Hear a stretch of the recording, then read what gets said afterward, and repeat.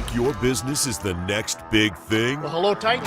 Hello. Hello. Hi. Hi, everybody. Today I want to bring to you my restaurant, Wantedly Pasta and Go. I'm the founder of the next big thing. This is Go Fund Yourself, the breakthrough TV series that connects you directly with top CEOs and millions of potential investors. People watching the show have the ability to have an ownership interest in something that is going to blow up. You guys have success like all over you. Turn your dream into reality through investment, crowdfunding, and buzz. I think you guys are going to kill it. It's time to put some dough behind this thing. This isn't just a pitch, it's your launch pad. How much capital do you need? Might be a huge number, but I'm actually looking for $100,000. Ask for a little bit more. Put another zero on it. We'll get that money. $250,000. $500,000 or more. Looking to raise $1.5 million. And for a limited time, launch your campaign with us and get $10,000 off thanks to our exclusive partnership with King's Crowd. We now have an opportunity to go fund you. I want the right partner. It's really, really good. I really believe that we've just met the next future billionaire. She's going to hit a home run on this. People are watching this and they want to invest right now. They can take this thing to the moon. Are you ready to bring your business to life? Scan the QR code. Apply now. All of us should lean in here and figure out how we can help. We want to be a part of this wave. This isn't just another investment show, it's a movement. Go fund yourself.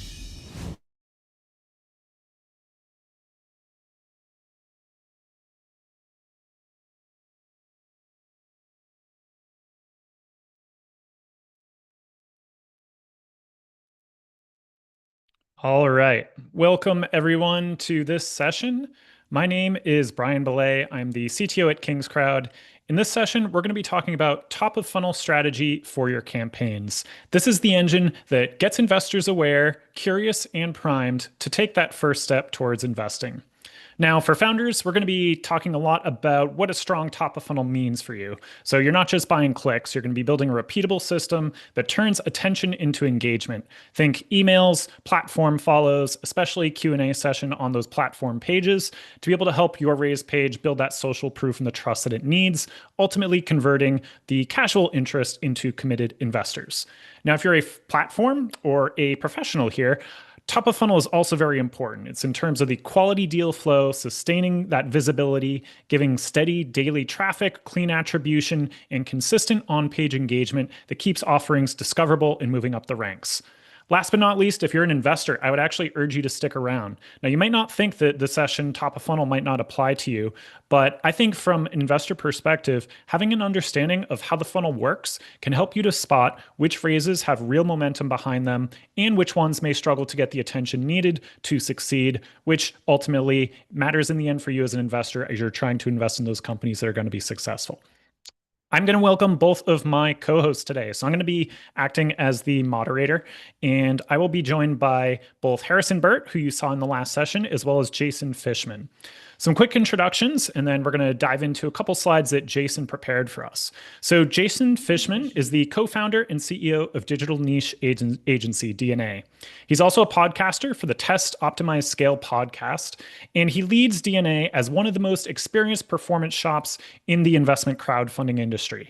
They've run data-driven campaigns working with hundreds of brands, building full funnel systems that are compliant, scalable, and focused on investor acquisition, not just vanity metrics. Also, we're going to welcome back Harrison Burt. Hopefully you got to check out Harrison's session right before this. Harrison is the director of fundraising at Started. So we met Harrison in the last session, but for those who are tuning in again, real briefly, Harrison is from StartEngine, one of the largest investment crowdfunding platforms, probably needs no introduction to most of you who are joining us today. He's going to be bringing the platform perspective on today's discussion in terms of what actually drives discovery and conversion on listing pages. Thinking about how do you get consistent traffic, watch lists, company updates, perks, all the different things. We'll be bringing that into today's discussion. And as I mentioned, I'm your moderator, Brian Belay from King's Crowd. Now at King's Crowd, we are very data-driven. We provide coverage of all of the investment opportunities across the investment crowdfunding markets. And today, as I mentioned, we're going to be talking about top of funnel. So To kick things off, Jason from DNA here has prepared some slides to talk about the importance and just kind of tee off the discussion in terms of top of funnel. Then we're going to be diving into some discussion between Harrison and Jason here that I'll moderate so we can get some real lessons and concrete takeaways for all of you to act on. Jason, I'll hand things over to you. Thank you, Brian. I want to start out by saying it's a privilege to be here with you, Chris, Connor, Sam, the entire King's Crowd team. I am a big King's Crowd fan. You guys have not asked me to say that, of course, but I deeply analyze the annual reports you guys put out quarterly, weekly. Already went through your Saturday report with my team this morning. Also, Harrison, honored to be here alongside you. Looking forward to speaking about marketing. And as you said, Brian, dispelling any rumors, misconceptions about how easy running a Reg CF campaign actually is. You guys mentioned I should make this educational and not just speaking from the cuff as much as basing it on our model. And that's exactly what I want to do. I want to be able to provide everyone who's tuned in today actionable insights, things you can do for your live campaign. If you're in planning, what you could put together so that you have a successful launch. And I mentioned those 2024 insights. They show 7% of issuers hit $1 million or more. They show that 50% really don't get past about 110K. I will tell you that Start Engine's median raise is, I believe, twice that amount, somewhere around there. But I've personally worked on over 500 of these deals at this point across Reg CF, Regulation A+, and Reg D. I've seen what works. I've seen what doesn't at different points in time. That's why we pay such close attention to the marketing, the success of campaigns outside of what we work on beyond our own deals. We do extensive data mining and put together audiences and find historical equity crowdfunding, investment crowdfunding investors to target with these initiatives, and want to talk about top of funnel, want to be speaking about traffic sources and advertising, but I have to start that discussion with strategy. If I were to tell you, hey, run ads on TikTok or just get a budget going on Meta, spend with the financial email newsletter, I do not believe I am doing justice for your campaign. I think it needs to fit into a larger overarching strategy. I've built a model called the 8-point plan. I've written articles about it, got some links at the bottom here, and I can, of course, send this presentation to anyone who reaches out. I have led a lot of workshops on this area alone of just putting together what I would call an algorithmic roadmap to your goals. If you're just running traffic into the funnel, but you don't have a direction for where it's pointing to, that has been designed to produce the best conversion rate from those audiences that you can get, you're kind of selling your brand, the offering, the investor audience you're targeting short. So when we're working on an 8-point plan, we're doing it over the course of a month. I've worked on it in 4 hours with issuers before. Over a month, it's 2 sections a week. I'm very conscious of the time if it's all being done in one day. I do like working on it over the course of 2 to 4 weeks, though. It's really about asking the tough questions. And ahead of time, they say plan's all about the process, not just the finished result, the finished product. We do have, CFOs that flip to the projections and the budgets, or the activation section, which is really an executive summary, talking about everything that was discussed as part of this conversation in the matter of a page, 2 pages. I want to point out, as you're going through an industry overview, you're looking for stats that you can later put into copy, put into creative. If you're bringing on a marketing team that's external, or even new marketing team members in-house, really want to bring them up to speed with a thorough industry overview. The competitor marketing audit, you could go on to Facebook ads library, you could type in Start Engine and see any ad that features the word Start Engine in it. So most of the issuers on there, you could do the same with Reg CF, Reg D, Regulation A+, and any ad that has that messaging. You could see what's moving right now. Why is this important? Because the audiences you're going to be targeting are seeing these ads today. You want to bring them into your funnel, you got to understand what they're being presented with, what's coming across their desk as we speak. It's not limited to just ads. I'll look to see how much traffic an issuer is getting to their primary site. I'll look at who's featuring them in the news, what's showing up on their social pages organically. Are they going to be speaking at any conferences? Were they featured by any publishers recently? Have any influencers, thought leaders, streamers spoken about them recently? Success leaves clues. I audit a different campaign every Monday morning with my team at that. We want to be able to stand on the shoulders of the issuers that are seeing the best results in real time today. You can do this through your competitor marketing audit, and it gives you thoughts, it gives you inspiration for the top of funnel campaigns you'll be rolling out. When doing that, you want to have a clear understanding of audiences. I break them down to the persona level. It helps when you start putting the targeting together on any one of these ad platforms, particularly if you're working with a third party and looking to really outline who you're trying to reach to them. The channels, the creative, where you're going to reach them, what's going to go into both organic and paid content there. Can talk about outreach campaigns, projections, activation. Going to get into that a little bit for the ad campaign, but if I had one recommendation, it would be start out with a strategy, turn it into a well-oiled machine throughout the course of your campaign, and it's a consistent factor when I look at any of our top performing campaigns or any of the top issuers in the market. Content marketing. I'll speak to founders and say, oh, slow down. We're talking direct response ads, cost of capital. All I'm interested in is investments. And I have to then talk about content marketing as the first item for the live campaign, post strategy. So statistically, a good content marketing funnel is going to produce a higher conversion rate. You can see a list of different content marketing items on this page, from email, raise page updates, social posts, webinars. Social, by the way, includes LinkedIn, YouTube, various different channels. It doesn't have to just be Facebook. Webinars, live events such as this. I've been a part of webinars that have raised over $1 million within a 24-hour window this year alone. I've been part of webinars that have produced hundreds of thousands of dollars during the webinar itself. Webinars, multiple this year alone. Long-form content, which you can splinter into the smaller channels, LinkedIn optimizations. It's going to be 7 touch points or more before an investor converts. Statistically, as a rule of thumb perhaps, you want to be intentional about what those audiences see when they're searching around and doing their own due diligence. And it gives you that opportunity to showcase all the momentum and traction that you have. You can look at content for the awareness stage, consideration stage, decision stage. I don't want to spend too much time here. I can talk for an hour about each one of these. A lot of different ideas. I would point you back to the competitor marketing audit. I'd point you to Start Engine's best practices, any portal's best practices in terms of what to put into your updates, and other distribution channels, other places investors may find you when they're looking around, trying to get a better feel for who you really are and considering the investment. The funnel concept as a whole. It starts at awareness, top of funnel, consideration, still kind of top of funnel, maybe top mid funnel, intent, mid funnel. Those who intend to invest, only a percentage are actually going to get through that checkout process. You can get messaging, you can get visuals out to them that do the trick from there. And you want to be watching the analytics closely. So if you could see behavior for some of the variants of audiences you're going after, you could do it for the others as well. After conversion investment, we'll see many investors participate. When I was tracking it close, about 10 to 30% participating multiple times in a Reg CF.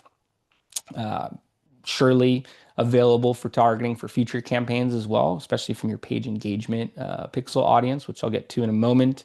But a lot of different ideas on this page for what you can include in that content. Let the competitor audit really guide you though. Setting realistic goals and budgets starts to get us into the advertising conversation. I'm an advertising guy. That's how I was brought to the world of investment crowdfunding.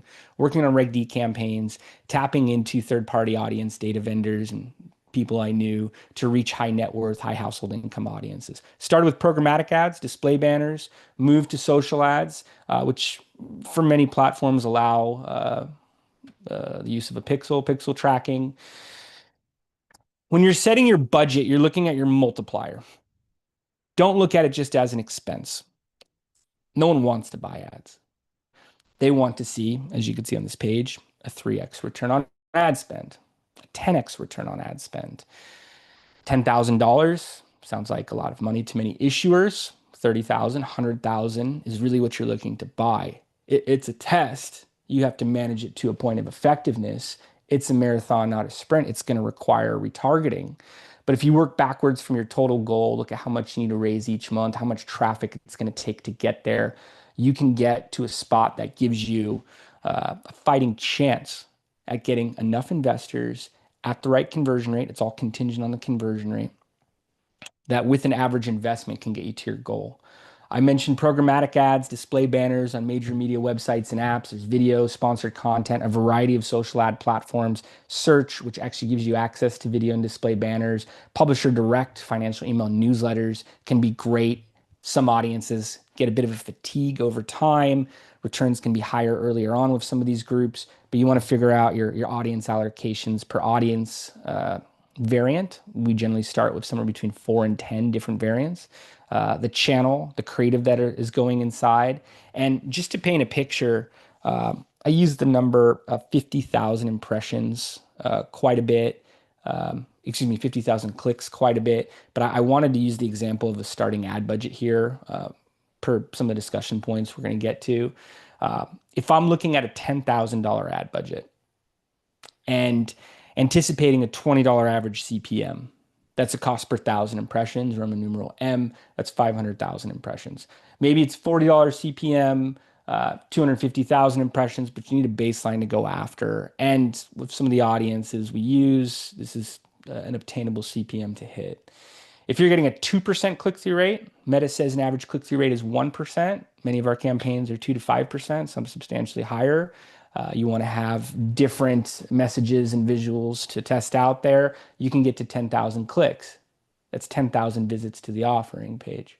If you're getting 100 conversions from that, that's a 1% conversion rate. Google says an average conversion rate is 2.35%. I usually shoot for 2, but 1% can be very effective. That's $100 cost per acquisition. $100 cost per acquisition, every $100 you spend, you're getting an investor. It actually puts you in a place to get close to a 15x in its own right. King's Crowd said across 1,408 Reg CFs in 2024, the average investment was $1,500. I like to project lower than that. I call it 750. Getting 100 investors, 750. You can be getting a 75K boost in capital during that period. I then put in a lifetime value. I mentioned some investors participate multiple times, whether it's on that campaign or the future. So I put that figure in here just to show you what that could look like of a lifetime value, not just off the first conversion. And I think there are some question marks when I bring up these numbers of, hey, some groups have told us 3 to 5x, and that is a good first number to go after. But as you are seeing performance, you then want to scale into it. As you're spending more, you actually have more data to optimize off of. It's not as thin, it's more conclusive. And some of those investors will likely come in at a larger level, giving you a higher return on ad spend. I really go back to those figures though. If you're hitting, call it $100 to $200 cost per acquisition, and then $1,000 to $2,000, we'll go back to $750 to $1,500 average investment, you can easily get to 5, 10x type levels. There are limitations for what you can track with mobile iOS users. They have to opt in to allow social platforms such as Meta to track them off app. There are some different workarounds to it, which I could speak about, but essentially, you may only be tracking part of the performance of the pixel. You want to have an understanding of your other traffic sources. Some of it will be blind and determine what you want to optimize towards.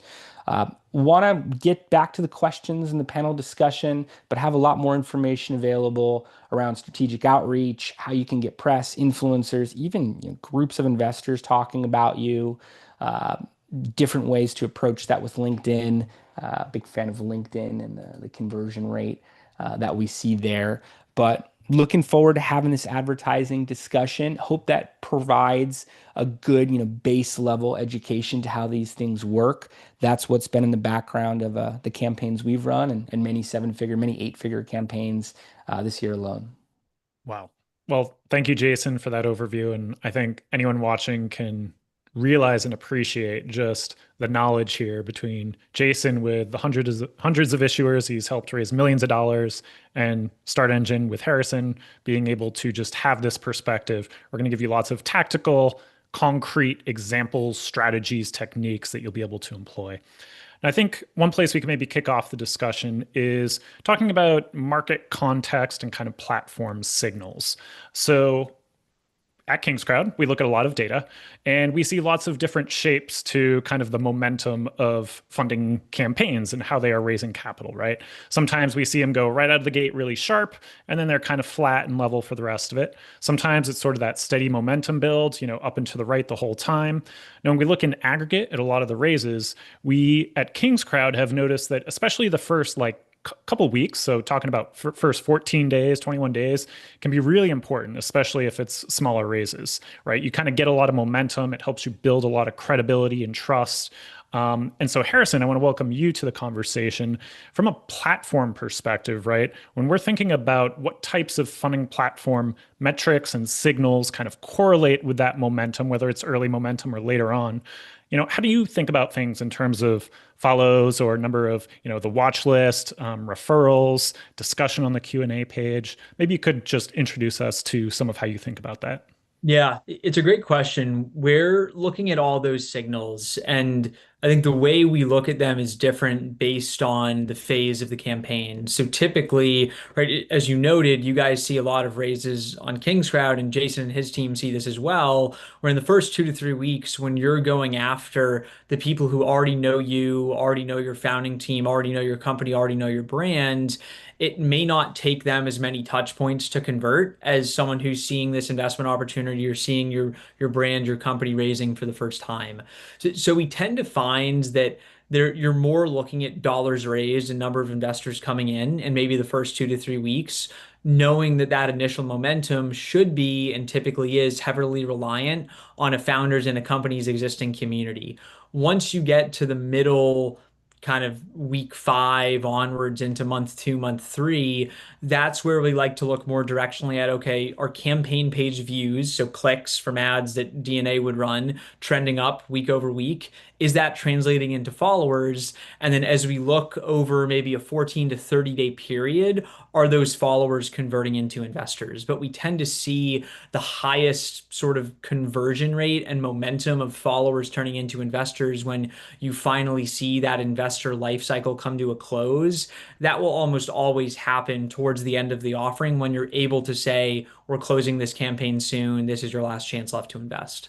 Yeah, nothing like a little bit of scarcity to get people off the fence, right? So, Jason, from your perspective, and you were alluding to this in your intro there, how do you then start taking all these platform metrics and translate that into kind of upstream media tactics, right? How do you kind of continually build this flywheel as you're getting more data, you're feeding that back into the top of funnel to make sure you're having a really good return on ad spend?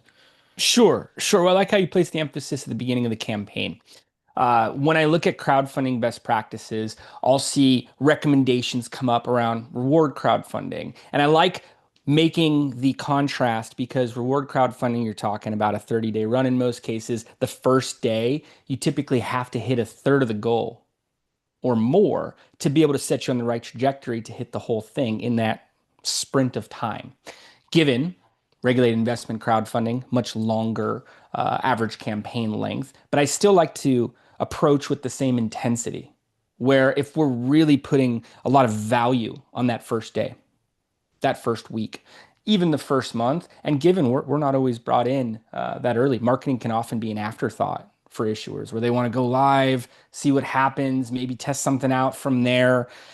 I think bring people there, bring them there early, and as Harrison's saying, and I know Start Engine makes very strong recommendations to bring more people there early, not just a starting ad budget, but let's make sure we're getting enough people there so you're able to hit your full goal, and speaks to their success, of course.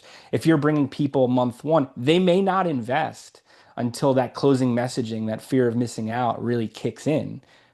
But you're able to reach them on a daily basis with retargeting. You're able to point out all the exciting updates and new partnerships and speaking engagements and growth, and thanking all the hundreds, thanking all the thousands of investors who have participated, really create that social dynamic, that crowd effect around it. If we're limited to upper funnel and mid funnel metrics, meaning impressions, CPM, cost per click, who's getting from one stage of the funnel to the next. We kind of have to optimize off that. Ideally, we're seeing a good cost per acquisition of each investor, and we're able to start optimizing towards the top performing ad sets, the top performing creatives within those. We can move traffic campaigns where we're getting a lower cost per click and getting more people there for a lower price to conversion campaigns. And then if we're seeing that work, we want to start making recommendations to scale. So even a crawl, walk, run type of approach towards marketing and test budget can get to much higher levels from there. Ideally, in a perfect world, we're closing the campaign before we get to that end date. Although we do see a lot of investments occur when it's closing messaging time. I don't think any founder wants to keep their fingers crossed and hope it all occurs. Current events, different things that show up in the news could affect that. It's like, hey, let's close early. Let's hit them with selling out type messaging, and now is the time. So it's all in the analytics. The lower we can get with the optimizations, the better.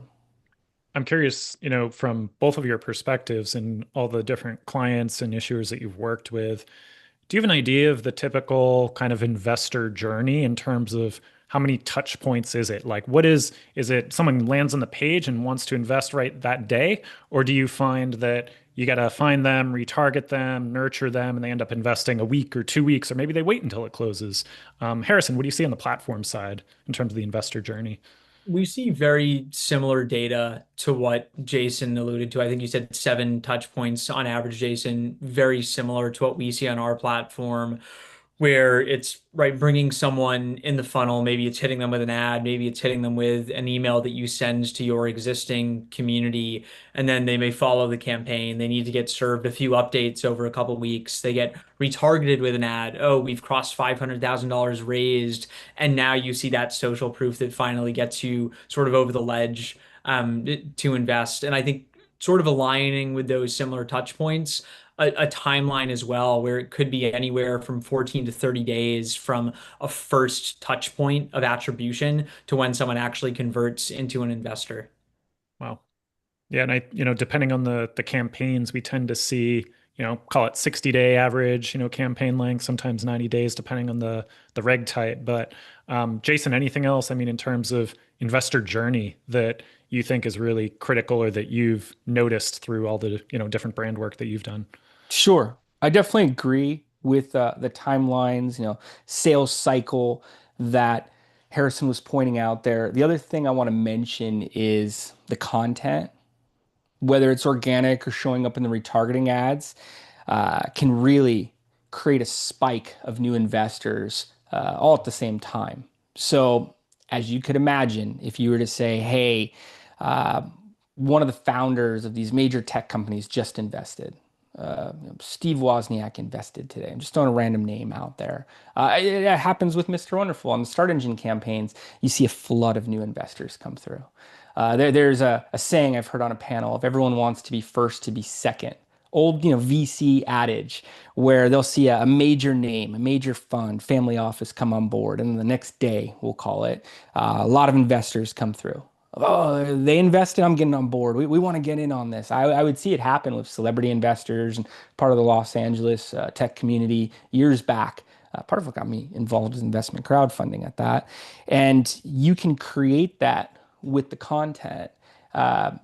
It's what you're getting out there, and you want to be looking at it as tests. So if you could see things that are working, you could do more of it. You could find more of these very notable investors or these financial publishers, these conferences. We see it happen with the milestones, of course, over $1 million raised, over 100 investors, 500 investors, 1,000 investors. We work with issuers on the Regulation A+ side where it's tens of thousands of investors, over 50,000 investors. That ad creative, we're anticipating a higher response, both on the click-through and conversion rates, than we would one that does not have as meaningful of an announcement to come out.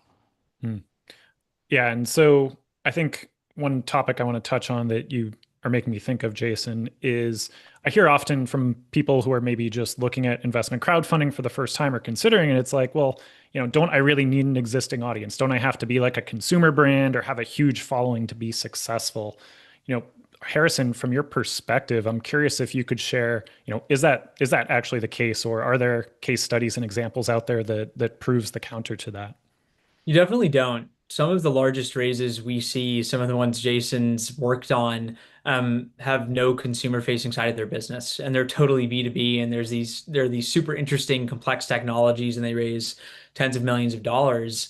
And I think we've seen that maybe emerge as more common in the crowdfunding space, especially since 2021, 2022, where it's becoming more open, more accessible in terms of the companies that can utilize this as an avenue of capital raising. And with groups like DNA, you don't necessarily have to come in with a 50,000 person customer list and a 100,000 person email list to market to off the bat. There are other ways you can drive eyes and drive traffic to your campaign.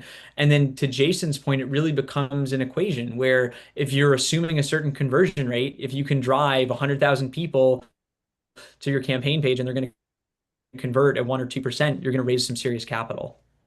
Yeah. Jason, do you have any kind of concrete examples you might be able to share just in terms of an issuer's coming to you and they're like, hey, listen, we don't have a huge community. We have kind of a small list. Maybe we're consumer, maybe we're B2B. How do you help in building the cold audiences for that person and driving more top of funnel traffic? Sure.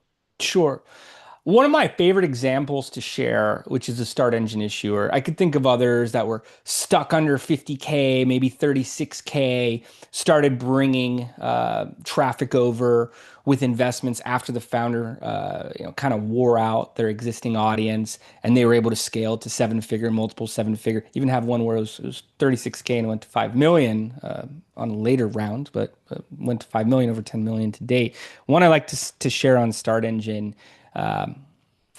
Very fulfilling one for me, issuer called Life Imaging. And Life Imaging was basically stalled at 105K. This is a few years back, but they said, hey, we went to our entire first degree network, customers, email list, let's start running some advertising.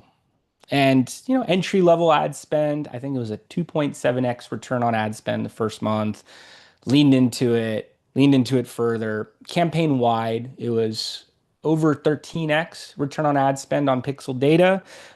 They had maxed out their goal, 7 figures.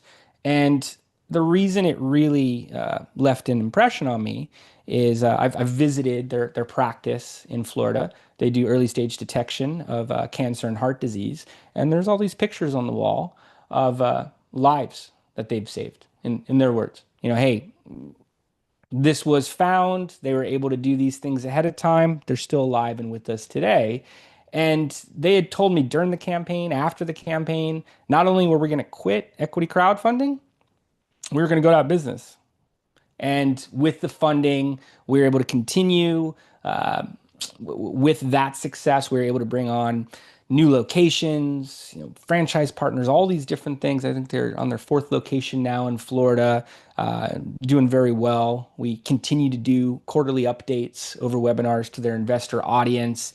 And again, that's a group that figured, hey, not only is our audience not responding anymore, this isn't working for us. So there's always new traffic sources. I do recommend, really, really go after that first degree network, friends, family, past employers, past employees, past partners. I've talked to founders who said, hey, I reached out to fraternity brothers I haven't spoken to in 30 years. I've been on panels where other panelists have said, if your mom doesn't want to invest in you, why would I want to invest in you? Meaning make sure everyone in your circle at least has the opportunity to move forward at a minimum level. Yeah. And I think speaking as an investor, right, if you can go to a page and you see there is already some traction, it helps a little bit of that snowball effect to say, okay, here's some social proof. There are people who have committed, there's something here.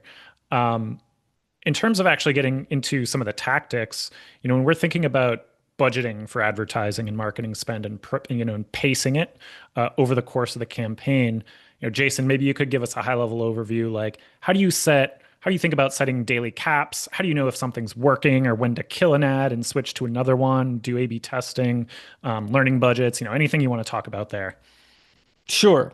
There's differences on opinion on this in general, different perspectives. I'm from the school of 5 to 15K per month is a decent starting spend. I would say nothing less than $100 a day, 3K a month on a conversions campaign. And that's very thin. If you're running 5 audiences, that's $20 a day per audience, $1, $2 cost per click, 10, 20 visits per audience per day. Anything less, I would consider inconclusive, even arguable that that's inconclusive. But I've worked with groups that started at levels under 10K and have scaled to 7-figure per month ad spend levels. So as an advertiser, I'm less interested in the starting point, more in the ability to scale aggressively. If I were to look at most of the top Regulation A+ issuers in the space, they see good ad performance. They invest into that heavily.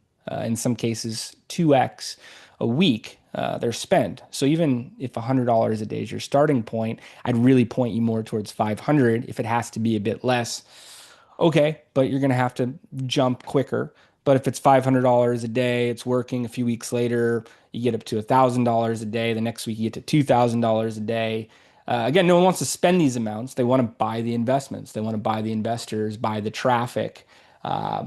I do like the idea of higher starting points. Many Regulation A+ clients start between 50K and 100K per month, but they have proven conversion funnels. They know their offering page is going to do the job. It's a matter of getting the right traffic there. So the right audiences, right creative, so that they're taking action, at least once the retargeting really kicks in. I'm definitely a fan of the larger spends because you're going after that many more people early on.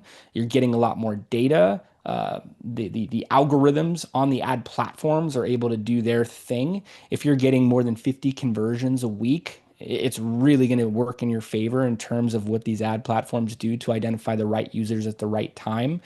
That being said, name of my podcast, something I say a lot is test, optimize, scale. If testing comes in at a lower point for a given channel at a given time, we're optimizing towards it. You have to scale more aggressively. But everything's just a test until it's validated with performance.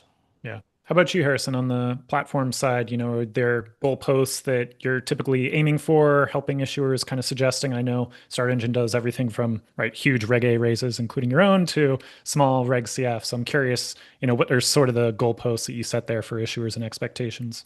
Yeah, similar comments to Jason with a few things I'd add as we're talking higher level with issuers.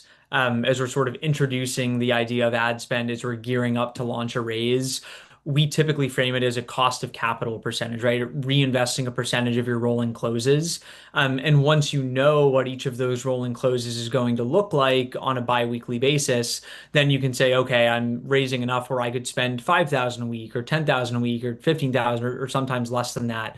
I think Jason also brings up a good point that there are sort of trade-offs to starting off with a smaller ads budget and scaling versus maybe starting at a higher level where the more data you're feeding the Meta algorithm, the more data you're feeding the Google algorithm, it will optimize more for you. And you kind of want to be at that spend point where you're driving enough views or clicks or conversions so those algorithms can truly optimize and ideally give you better performance. The one other thing I'd add is something that we've sort of run into in the past, which I think is really important, especially for larger issuers, maybe Reg A offerings to consider, is it's hard to scale really quickly in a 1 week or a 3-day period. So as you're gearing up and you're saying, okay, I want to go out and do a $5 million Reg CF, for example, you're going to have a hard time spending maybe 5K a week for most of the campaign and then ramping up to 50K a week during your 30-day closing period. You want to be a little more intentional and almost lay the building blocks of building up that scale. So you're doing it, to Jason's point, in an optimizable way, and you're not getting, maybe your account or your spend shut down on one of these advertising platforms because you're scaling too quickly and almost trying to catch up to scale at the end, where you really want to pour fuel on the fire, which is during the closing period. And that's where we tend to see the highest return on ad spend and the highest conversion rates, is when you can add in that urgency messaging. Makes total sense. So I'll probably come one more question for each of you. I want to leave some time at the end for some audience Q&A as well. So if you have any questions you want to ask Jason and Harrison, two of our experts here, pop it into the Q&A and we'll get to those. So let's talk about kind of creative and actual landing pages, offering pages that convert, right? So Harrison, I'll toss it back to you. When you look at Start Engine and all the hundreds of offerings that you guys have done, Do you have data, or have you even seen anecdotally, just in terms of like what on offering pages helps to build credibility and create investor conversions, investors who are willing to invest? I'll answer that in two ways. When we look at heat map data on standard Start Engine campaign pages, the order and the structure of them, right, is sort of the same across a lot of our offerings. People are spending by far most of their time looking at the 3 reasons to invest that are at the top of your page, and then the founding team, which is right below that. And after looking at just those 2 sections, they're making a decision whether to click invest or click the follow, click the add to watch list button or not. So we find a very small percentage of traffic is actually digging into the weeds below the folds of sort of the story and the pitch and the differentiation and the total addressable market. Most investors aren't looking at that, is the reality. So my advice to founders there is keep your reasons to invest, keep your headline sort of point really punchy and really focused, because that's what most people are making their decisions based off of.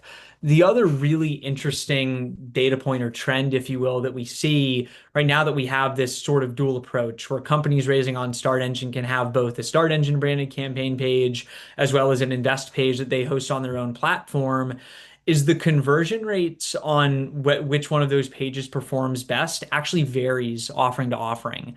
So anecdotally speaking, some offerings that tend to be maybe more consumer-facing brands, they have larger communities around them, just more people that are aware of their brand in general, they tend to find that their self-hosted pages convert better because there's a larger group that has familiarity and they're more comfortable, right, going through an investment flow that's totally issuer branded. On the other side, companies that may not have super large existing communities around them or don't have a lot of brand awareness amongst consumers in the general market, maybe a lesser known biotech company, for example, that's in clinical trials and not many people know about this new drug they're working on, they'll actually see higher conversion rates via the Start Engine branded campaign page. Again, I think anecdotally, maybe the certainty of having a more established platform that people are aware of or have heard of gives investors more confidence as they're going through the flow. So I think that it's a really interesting just difference that we see offering to offering. Sometimes different branding on different pages converts better than others. That's fascinating. How about you, Jason? I mean, in terms of, from the creative side, I know you kind of probably help your clients all across the spectrum, but do videos matter, right? Do you need a pitch video? Are there certain messaging that works better than other messaging? What do you see tends to lead to success? Well, I love what Harrison said about above the fold.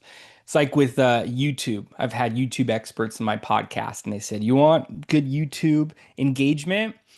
It's the thumbnail and the headline. That's it. You just get the clicks, and then YouTube puts you into better spots of the algorithm. Then you start playing with completion rate, how much time is being spent. Those numbers are typically low.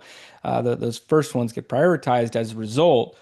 Above the fold, above the fold, above the fold. What is the hero text? Does it explain to a cold audience member exactly why they're there? Is it compelling enough for them to scroll through? If they scroll below the fold, does your page pass the glance test? I'm on my phone. Maybe I'm looking at a few headlines. Few words as possible, really grabbing. Is it actually having me want to read some of those body paragraphs, the total addressable markets, the team, the bio, where the vertical is growing, problem solution? Am I going to give it the time of day? And you want to pull people in that storyline with the glance test. Oh, wow, this is amazing. Let me read a little bit further. Most of the audience won't. But do you need a video? In my opinion, again, there's different perspectives towards this and for different verticals that run using these exemptions. Yes, but you want to, as an audience member, connect with the founder. I want to know who's steering the ship. I want to see their face, even if it's only for a few moments, and then it's splicing in different videography, stock imagery even. I want it to be fast-paced, 2.5 minutes, 2.5 to 5 minutes as a pitch video. But even if I only watch 20 seconds, I want to get a good gist of it before I start going to the offering page. Lots of text overlays, lots of numbers. Investors love numbers. I want to be able to repeat those measurements to people around me. That's my goal with a good page, is to get an audience not only to understand what you do and to the point of action, but for them to actually repeat it to their friends, their family, their first degree networks. I want to be able to tell a client when I'm golfing with them on Friday, hey, have you checked out this other campaign? I actually invest in it. You should check it out. It's up your alley. You'll be into it. I subscribe to different methods, such as the 3-1-3 method, where you break what you do down into 3 sentences, then into 1 sentence, then into 3 words. Each word should serve a purpose. What could be said in 3 sentences, unless it needs to be that length, should be written in 1 sentence. Every word on the page has to be there for a reason, every graphic, every visual. I also like closed loop systems. So compliantly, if you're getting feedback on your offering page, let's say it's during the campaign, you want to hear investors say, yes, I would invest in this, or I didn't understand this part, I would add this. I would layer in as much social proof, as much third-party validation as possible. People don't believe what they see online. They certainly are skeptical around investment opportunities and things that could take their money, their portfolio away. So the more trust you could establish, the more anchor investor, lead investor testimonials, publishers who've covered you, conferences you've spoken at, large scale strategic partners, major clients they may have heard of, customer testimonials. It could be every other section. I mean, landing page best practices, that's often what's being brought up and shows a boost in conversion rate when added. So I would take all those things into account and look at the top campaigns on Start Engine. Look at the top CFs in general. Look at the top Regulation A+ issuers. Look at the top self-publishing campaigns, as well as the ones that are on the portals and whichever route you're going towards. Look at the Reg D campaigns, which carry a larger sales cycle and a much larger entry point in terms of investment. The ones that are actually moving, the ones that are serving ads, that have been doing this for years. And use that inspiration. Ask yourself, if I was a cold audience member, if I was a prospective investor, and I was thinking about putting funds into one of those, would I care about this page?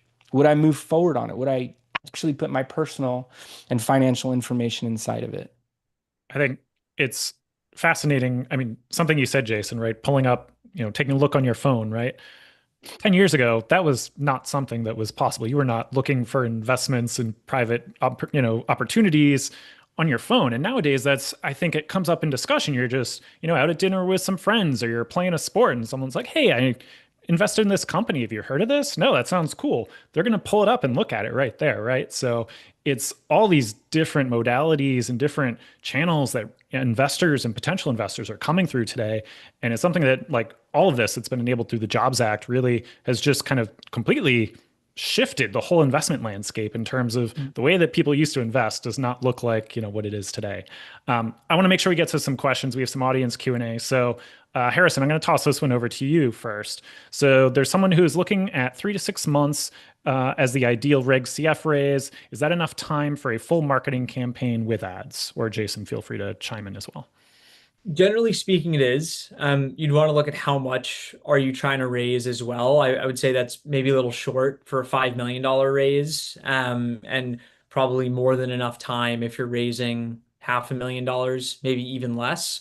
But as we've talked through, when you assume a typical investor life cycle is maybe 2 to 4 weeks, you want to give yourself enough time to build up enough investors in the funnel, right, where they're all taking 2 to 4 weeks to convert, and then making sure you've built up a large enough funnel. So as you start converting people, and by the end, in the last 30 days, 45 days, whenever you start using urgency messaging, you sort of give yourself enough room to raise what you're looking to raise. The projection and the baseline we like to use is your net number of followers. So everyone who's in your funnel, meaning they've either followed or they've started the investment process but haven't converted to an investor yet, as a pretty conservative baseline, about 10% of those net followers should convert by the end of the raise.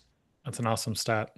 Do you find also, so there's another question, there's different ways of hosting investor webinars, right? Getting info out there. Obviously being compliant, right? Making sure everyone's following the regulations. But do either of you find that kind of auto webinars or maybe pre-recorded ones versus, live webinars, right? Do you find that one is better or worse than the other? It's all a matter of how you're using it. Oh, Harrison, you want to hop in? No, go ahead. All matter of how you're using it. I'm a bigger fan of the live events. I've had founders stay on for 2.5 hours after the webinar answering questions for investors. And I've seen it managed as a group pitch. We do that for some Reg D issuers on a very frequent basis. I think it allows for a lot more engagement and immediacy. That being said, if you have enough traffic going to a landing page with recorded webinars, it could account for far more volume and be a really good mid-funnel tactic to get a higher conversion rate. So there's not one way to do it. I would test both and see what's producing for you. Good to know.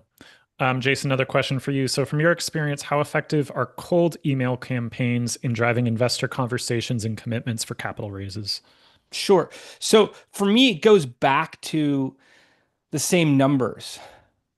If, I want to get 100,000 people there and it's a $2,000, it's called a $2,500 average investment for each. Sure, that could get me to $5 million, but I need to get 100,000 visits to the offering page. So is a cold email campaign going to produce that? It could. You'd need to send millions of emails. What is it? You probably need to send 5 million emails, something along those lines. I mean, maybe you're getting 2% click-through rate on the emails. It could be less for cold email. You could offset things by having some very large investors come out of that. You get a $1 million investor, $100K investor, or something that's brings up your average altogether. You could absolutely test it out. I've found advertising to be more consistently tied to performance. You can also follow up more aggressively with advertisements, where if I get an email from someone every day, I'm probably not going to pay attention to it after a week or two. If I see an advertisement every day, it creates more of a sensation of, wow, I keep seeing these guys everywhere online. That's what the investors tell founders. I forget where I saw you. Everywhere I was going online, it seemed like people were talking about you. They don't necessarily associate it with an ad. I found the cost per click and more importantly, the behavior, the conversion behavior to be more impactful from ads. That being said, there are campaigns that have built their model on that. So, test it out intelligently, look at the data closely, and do more of what's working. Cool. So here's an example of a B2B company. Let's assume they're running a raise. Do you have rough guidelines in terms of like what percentage of marketing spend they would spend in, say, the first third of their campaign versus the middle versus the end? Does it look even kind of across? Harrison, I think you were kind of alluding to some of this before as well. Yeah, I'd love to hear Jason's thoughts on this as well, but probably not even, where it's kind of slowly ramping through the offering, where first month, lower ad spend, you're testing, you're optimizing, you're scaling, to use Jason's moniker. And as you get to that middle phase and it's really about funnel building, maybe you actually stabilize what you're spending on a weekly basis and it's more about optimizing the mix between prospecting and retargeting, or optimizing the specific ads that are performing best, killing lower performing ones, and then generating new copy to try to find a newer, highest performing ad, and then starting to scale that as you get into the sort of the third phase of the raise, or the closing period, is when I see companies really pouring more ad dollars on the fire. Does that resonate, Jason? Absolutely. Tying in an answer from Harrison's question about the 5 million and first thirds, I mean, the way Harrison's breaking it down is perfect. Of you want to have a marketing budget and advertising spend that hits the full goal, right? That's what you're playing for. And you may need to lean into it a little bit, testing, starting to spend more, determining if you're going to spend more the second third, the final third. One thing I'd want to warn issuers is, if I got a call tomorrow and they said, hey, we want to raise $5 million, do we need 2 months or 3? I'd have to take them a step back and say, hey, last year on Reg CF, There's 5 campaigns that did 4.8 million, let alone 5 million. Some investments fall off, but it's less than 1%. You have to take that into account first. This year it'll be more. We had one that just hit 4.8. I've done another 5 this year. Have a few others that we think will hit 5 this year. There'll be more this year, but it's still the few, right? So you have to watch the ad spend all the way through. We wouldn't tell a group just to spend if it wasn't working. I do like what Harrison said of scaling. You have to set it up to get to those final amounts. But in many cases, we have to be prepared to adjust based on client direction. I would say finding a starting budget, maybe it's that 15K a month, month one. Maybe it's starting to double the daily pacing as you get into month 2. Maybe you're getting into much higher areas month 3. I'd probably point you more towards a 6-month window versus a 3-month window. Otherwise, would really keep that weekly scaling going into the final piece. That's kind of how I look at it. Is you're scaling unless it's not performing, and then you're trying to figure out what to do to improve it and when you're going to ramp up. Great. We're coming up to the end here, but this may be a tactical question for Harrison on the platform side. How much, and I'm sure it's within probably the regulations and what's allowed, but like how much flexibility when an issuer is building out a campaign page do they have to do certain things to improve conversion? Like, for example, I don't know if I've actually seen this, but if there's pop-ups, right? If someone goes to leave the page or something and it pops up and it says, hey, follow this company, are issuers able to do that, or are there limitations on what they can do? There are definitely limitations from a compliance and a regulation perspective. I think that's why for campaigns that are driving a lot of traffic and spending on ads or driving organic community, whatever the avenue is, the self-hosted landing pages provide a lot more creative flexibility as well as tech flexibility than a standard campaign page on any community-based marketplace crowdfunding platform like StartEngine, like WeFunder, like some of the others. So we like constantly A/B testing, adding pop-ups to maybe book a call, right, with the CEO or book a call with the team, adding a pop-up to put in your email, your name to get ongoing updates from companies. A lot of creative flexibility with self-hosted landing pages. Great. And Jason, any last words? There's a couple questions too in the chat, so we can make sure we'll pass along, some of the contact info. Looks like people are interested in just learning more about DNA, but any last words, parting words before we head over to the next session? You're muted. Yep. Classic ending there. Almost do more. When I look at campaigns, it's often not that they marketed too much. If I'm looking at groups that hit 3.5 million, but not the full 5, or are stuck at 1.7 million, let alone the ones that get caught in the 300 to 500K area, I don't think they're putting together a plan.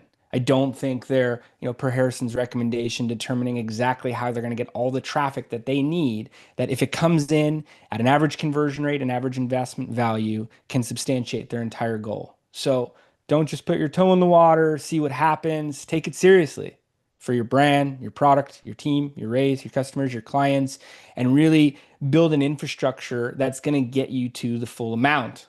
Study King's Crowd. Really look at what's moving in the market. Don't just feel that you have a better offering because of your product, but because of the actual investment opportunity you're presenting and what you've audited about their marketing campaign and what you're rolling out that's going to compete against them to investors, even if it's in another vertical. Talk to Harrison at StartEngine. He said in the last presentation, they'll speak to anybody, which I applaud. We do the same thing at DNA. There are other marketing agencies in the space. Talk to them. Talk to the founders who run these campaigns successfully. Watch content about them. That's why I do the podcast. I want to see a higher success rate industry-wide. I want to tell the story and allow people to take some of the same actions for their campaigns. Go to people who have been down this road before, and they're going to tell you something similar of do more. Maybe be smart about it and what you're testing in the early stages, but work with multiple marketing groups. Even if you have an in-house team, again, it's the top 7% that hit $1 million or more. You want to position yourself into that category as quick as you can. It's those top issuers that really get all the investments. Thanks. Harrison, we got like 45 seconds, but anything else, parting advice? And thank you again for both of you for joining us. No, thank you, Brian. Thanks, Jason, as well. I'm a big fan of DNA and working with them. Start planning your marketing early. To echo Jason's thoughts, engage groups like DNA, like any other agency you're looking at. Engage them early before you're live so you can build that infrastructure and build that plan to set yourself up for success. Fantastic. Well, thank you to both of you. For everyone else who's watching this, head over. We're about to jump into the healthcare pitch sessions. So that's going to be happening in 10 seconds. We'll see everyone over there and we'll join you. Hopefully you'll join us for the rest of Investment Crowdfunding Week. Thank you again for joining us.